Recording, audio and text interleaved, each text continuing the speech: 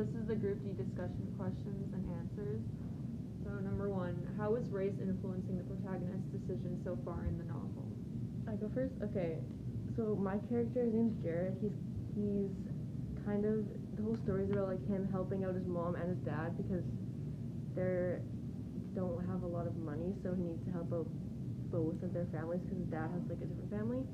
Anyways, he knows his mom and dad both need help getting by, and they're not as fortunate as others, so he knows to help them out, doing whatever he has to do. Yeah, that's kind of all I have for the first one. You want me to go? Thank you. So I'm reading Red Rising, and basically the entire book is located on a place on Mars, and they all reside and work in hopes of making the planet habitable. And to almost keep the peace or classify everyone in the colony, they then have like faction-like groupings, almost like separating every person into different social statuses to easily determine what jobs they would be placed in. There isn't much racial conflict from my understanding in the first few chapters of the book, but social conflicts do arise because of the different factions and houses, i.e. from what they are allowed to step foot, where they are allowed to step foot on, like in certain areas of the colony, or if they have a lower social status, or from having a much more dangerous dog depending on how low on the pyramid they are. So I'm also reading Red Rising, and Darrow's the main character of it. And basically, like, the whole first couple chapters is him trying to win this prize called the Laurel, and it's because in their, like, little factions that they have, whoever wins the Laurel gets more food, more, like, machines and everything imported to them, and everyone else kind of, like, is living in, like, a third world country kind of based because they don't get that much food. They, like, live off of rations. And for me, I see it as, like, how race is influencing his decisions is because it's like social race in a sense, because higher colors have better versions of life. Like there's Gold, who's the very top and they're leaders of everything, and Darrow's in like the lowest of the low colors, so he gets the worst treatment from everyone and also has like the worst job that you can have. So I'm reading Lullabies for Little Criminals, and the race in this story is more economic race, and how the main protagonist, Baby, she's a 12-year-old girl, and she's practically homeless, and she doesn't have a lot of money, so she can only do so much with her dad's income. So that's it. That's how she's influenced. Number 2, what background information do we need to know in order to understand the protagonist's identity so far in the novel? Okay, sorry, I didn't say my book before. I'm reading Son of a Trickster, and the main character is First Nations. So I kind of said like he's First Nations. He has to provide money for his dad, but also help his mom. So he's like kind of like stressed out a lot. That's what kind of the story's showing the first few chapters. But like the kids at school don't really see what's going on at home, so that's something that like as a reader you know about him already. Okay, so Darrow, the protagonist, is introduced in the first chapter as well as his family. He and his family are much lower level in social class, as he is a red and spends most of his tiresome days mining in search of an important mineral that fuels most of the planet's resources. Even if Darrow is only but 16, he is still a strong and important character who perseveres in every task or obstacle he is put in. Besides the red class, there are also very many other color groupings that separate every person into different jobs, who are given different rights based on their social status. Genetic engineering also plays an important role in every class, and it basically alters every person's physique in every different group so they may fit their job type better.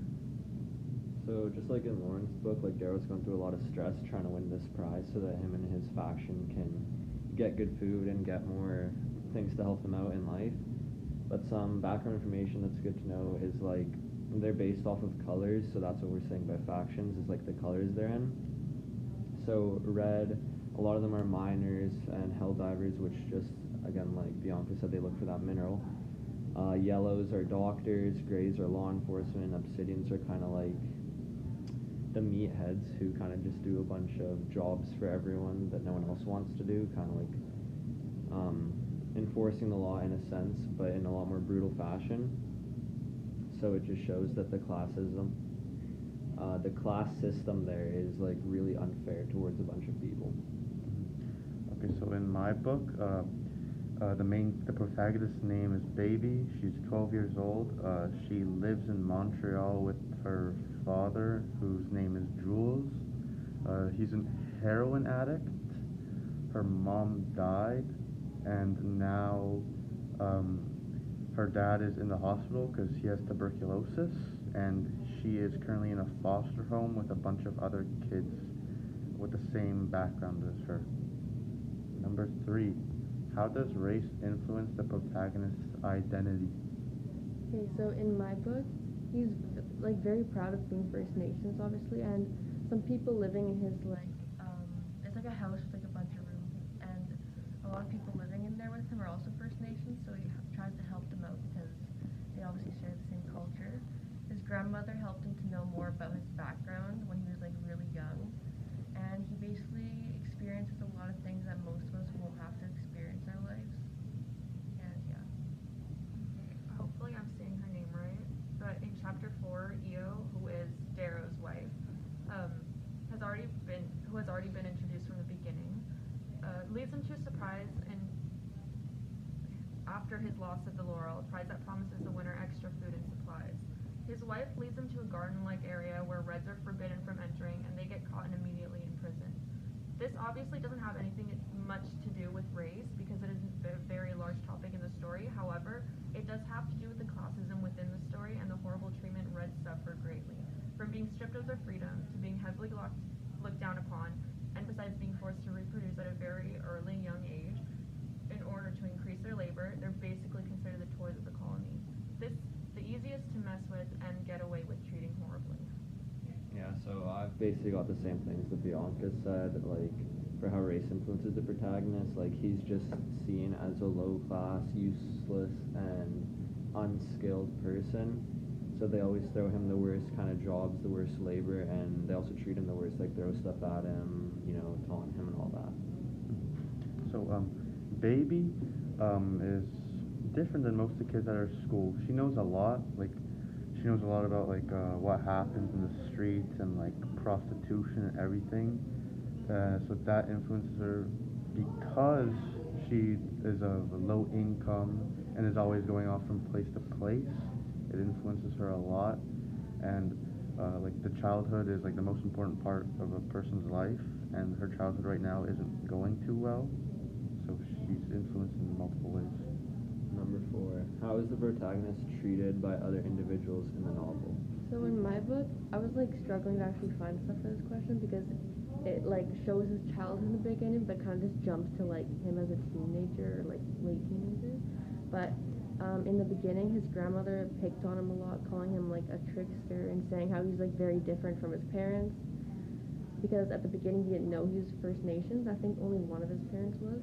So his grandma was basically calling him different, and there was a part where there were some kids playing tag, but he wasn't invited to play. They thought he was too different, so they didn't want to play. Yeah. So in my book, Red Rising, Darrow is almost the adventurous type and stops at nothing to get what he wants. And most of him pretty much think of him as being reckless. Many other classes already treat him as though he is a walking nuisance, but his reckless character seems to get him in the most trouble as it heavily affects the way people see him and treat him.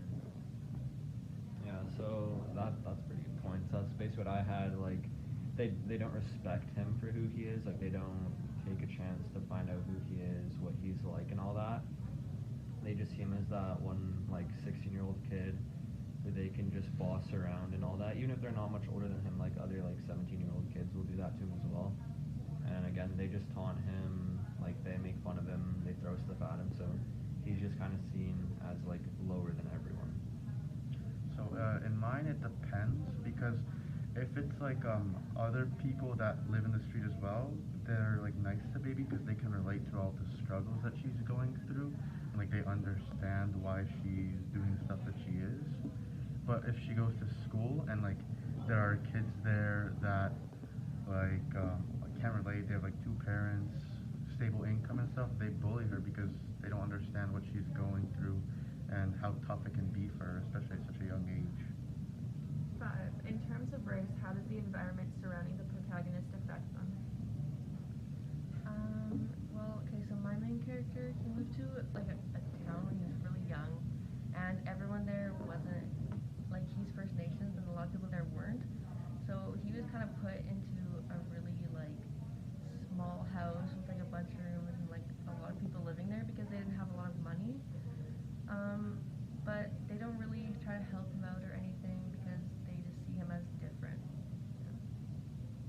So, in my book, Darrow becomes frustrated of the treatment, of how little food and supplies his class is given, of how badly they get mistreated and picked on. And the Laurel was just an impactful moment in the story because it showed just how unfair life is in the colony and just how corrupt the class system on Mars truly is. I'd say in terms of race and like how this environment surrounding him affect him, it affects him pretty badly and negatively because he was kind of just born into that lower class. He never was given a chance, you know. He was basically born to just mine that helium-3 is what the element is, and he's never given a good chance or anything. And then when he goes with Io, his wife, to that garden where they see everything, it kind of opens his eyes, but he still is a little bit reluctant on trying to change anything because he's so afraid of the upper class getting to him and the other like social races that are above him looking down at him or treating him worse than he's already being treated. So, the environment around Baby is pretty bad. There are like people doing drugs, prostitutes, hookers. Like it's not a good environment for a child, and it's bad because if you grow up with all of that, that's the only thing you're gonna know to do when you're older, and so it's gonna be difficult for her to get out of there and live a normal life. And yeah. Are we good? That was the last question. Alright. How does race and the other characters correlate with one another? So in my book, he has two of his friends are very like high class, like they have a lot of money and stuff, and they don't really like understand what Jared's going through. He doesn't really tell them a lot what he's going through, but they show through the book, well, what I've read so far, that kind of each character has like very different stories and different lives, but they show how Indigenous teens are like living in Canada now even. So every character in this book is genetically modified to look a certain way to better support them throughout their job, but specifically their class. This genetic engineering makes every person unique in their own way, depending on their color, and promotes a list of tasks that every person must follow, depending on their class. Reds must get married very young, reproduce early, and mine till their very last breath, whereas golds live a life of luxury, have power and ownership over the entire colony, almost alike to our government. So yeah, that's basically most of the points I had, like pretty good points about how just everyone's kind of genetically modified in a sense, and how every character based off of their race/color is put into different things. And for Darrow, it's the worst that he could have gone because he's basically being raised up in a system that's going to make him work his whole life and then just die working.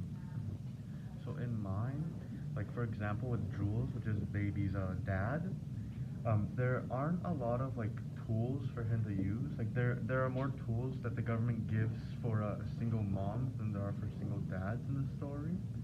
And also the kids around Baby, like there are like the government gives them tools to use after school and stuff like that, but most of them don't use it because they don't find it cool and they don't find it helpful. And so yeah, that's basically it. Thanks for listening, Mr. Barrington.